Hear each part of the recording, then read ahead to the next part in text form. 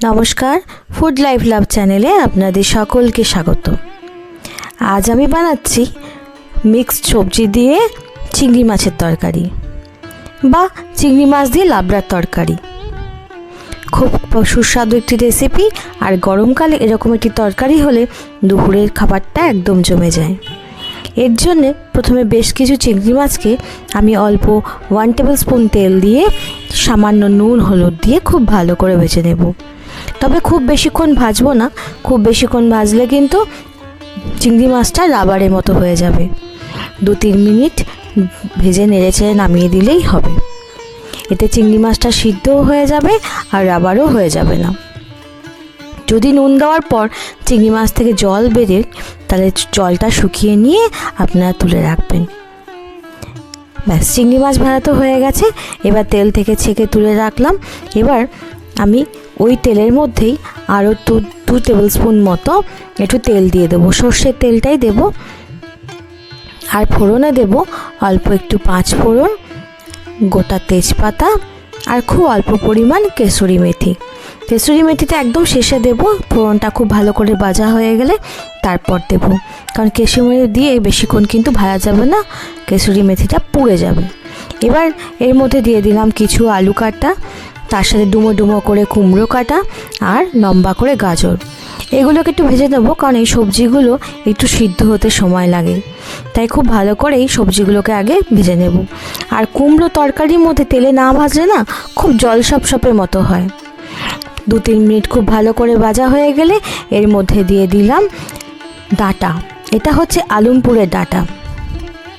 তার সাথে দিয়ে দিলাম কিছুটা শিমের কুচি। দেখুন, শিমটাকে আমি 2 ভাগ করে কেটে নিয়েছি। সবজিগুলো আগেই খুব সুন্দর করে কেটে নিয়েছি যাতে খুব ভালো করে সিদ্ধ হয়ে যায়। এবার ডাঁটা আর শিমটা দিয়েও আমি 2 থেকে 3 মিনিট খুব ভালো করে নাড়াচাড়া করে নেব। ব্যাস, শিম আর ডাঁটা ভাজা হয়ে গেছে। এরপর আমি দিয়ে দেব ঝিঙে আর বেগুন। ঝিঙে আর বেগুন তো সেদ্ধ হতে বেশি টাইম লাগে না, তবে আমি একটু ভাজা ভাজা করবো বলে দিয়ে দিলাম। এরপর আরও 2-3 মিনিট আমি একটুখানি নাড়াচাড়া করে ওই তেলেই একটু কষিয়ে নেব। এরপর চিংড়ি মাছগুলো দিয়ে দেব আর দিয়ে দেব কিছু বাটা মশলা। আপনারা যদি নিরামিষ তরকারি এইভাবে করেন, সেক্ষেত্রে আমরা চিংড়ি মাছ ছাড়া আর রসুন বাটা ছাড়া এইভাবে করে নিতে পারেন, তাতেও কিন্তু স্বাদ খুব ভালো হয়। দিয়ে দিয়েছি 1/2 টিস্পুন মতো রসুন বাটা, তার সাথে কাঁচা লঙ্কা বাটা, সেটা আপনারা আন্দাজ করেই দেবেন। এখানে আমি 1 টেবিল স্পুন মতো দিয়েছি। এর সাথে দিয়ে দেবো 1/2 টিস্পুন জিরে গুঁড়ো আর 1 টিস্পুন মতো ধনে গুঁড়ো। এবার মশলাগুলো দিয়ে খুব ভালো করে আমি কষিয়ে নেব। তার সাথে পরিমাণ মতো লবণও দিয়ে দেব।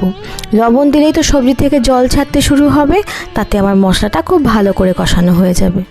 এবার দিয়ে দিলাম খানিকটা পরিমাণ মতো হলুদ গুঁড়ো। সব দিয়ে খুব ভালো করে নাড়াচাড়া করে আমি একটুখানি লো ফ্লেম করে দিয়ে 5 থেকে 7 মিনিট খুব ভালো করে কষিয়ে নেব। আপনার রসুন বাটাটা আগে একবার একটু কষিয়ে নিয়ে তারপর কিন্তু গুঁড়ো মশলাগুলো দেবেন, এতে স্বাদ কিন্তু খুব ভালো আসবে। ব্যাস, এবার ঢাকা দিয়ে খুব ভালো করে আমি কষতে থাকবো। এতে জলও ছেড়ে দেবে আর সবজিগুলো সেদ্ধ হওয়ার সঙ্গে সঙ্গে মশলাটাও আমার খুব ভালো করে কষানো হয়ে যাবে। আর চিংড়ি মাছটা আগেই দিয়ে দিয়েছি, কেন বলুন তো, এতে না চিংড়ি মাছের যে গন্ধ তার সবজিতে খুব ভালোভাবে চলে আসবে। সব শেষে ভালো করে কষানো হয়ে দিলাম কিছুটা টমেটো কুচি দিয়ে এবার এটাকে ঢাকা দিয়ে একদম লো ফ্লেম করে দিয়ে 2-3 মিনিট আমি কষতে দেব। এতে খানিকটা সবজিটা খুব ভালো করে সিদ্ধ হয়ে যাবে, তার সাথে মশলাটাও খুব ভালো করে কষা হয়ে যাবে। আমি সবজি তরকারিতে না খুব বেশি জল ব্যবহার করব না। ঢাকা দিয়ে কষতে থাকলেই সবজিটা খুব ভালো করে সিদ্ধ হয়ে আসবে। আপনারা ঢাকা খুলে অবশ্যই একবার করে কিন্তু একটুখানি নেড়ে দেবেন, না হলে কিন্তু সবজিটা তলায় লেগে যেতে পারে। আবারও ঢাকা দিয়ে আমি নাড়াচাড়া করে ঢাকা দিয়ে আরও 2 থেকে 3 মিনিট খুব ভালো করে কষিয়ে নেব। ব্যাস, আমার তরকারি প্রায় শেষের দিকে। সব শেষে খুব অল্প পরিমাণ একটুখানি জল দেব, কারণ সবজি সেদ্ধ হয়ে গেলেও আমার কিন্তু তরকারিতে একটু মাখো মাখো ভাব আসবে না, শুকনো শুকনো হয়ে থাকবে। তাই অল্প পরিমাণে একটু জল দিলে না মাখো মাখো এবং গা মাখা একটা ভাব হবে। এই লাবড়ার তরকারি বা সবজি তরকারি খুব ড্রাই আমার একদম পছন্দ হয় না, তাই একটু মাখো মাখো থাকলে খেতে বেশ ভালো লাগে ভাতে মাখিয়ে। অল্প করে জল দিয়ে দিলাম, জল দিয়ে খুব বেশিক্ষণ ফোটাতে লাগবে না, 2-3 মিনিট টাইম দিলে খুব ভালো করে ফুটে আসবে আর গা মাখাও হয়ে যাবে। নাড়িয়ে চাড়িয়ে দিলেই আমার তরকারি একদম তৈরি। গরম ভাতে একবার এভাবে বানিয়ে খেয়ে দেখুন। আমি কথা দিচ্ছি আপনাদের মিক্সড ভেজ চিংড়ি মাছের তরকারি খুব পছন্দ হবে। আমার ভিডিওটা যদি ভালো লেগে থাকে তাহলে অবশ্যই একটা লাইক করে দেবেন, আর আমার বন্ধু হয়ে থাকতে সাবস্ক্রাইব করতে কিন্তু একদম ভুলবেন না।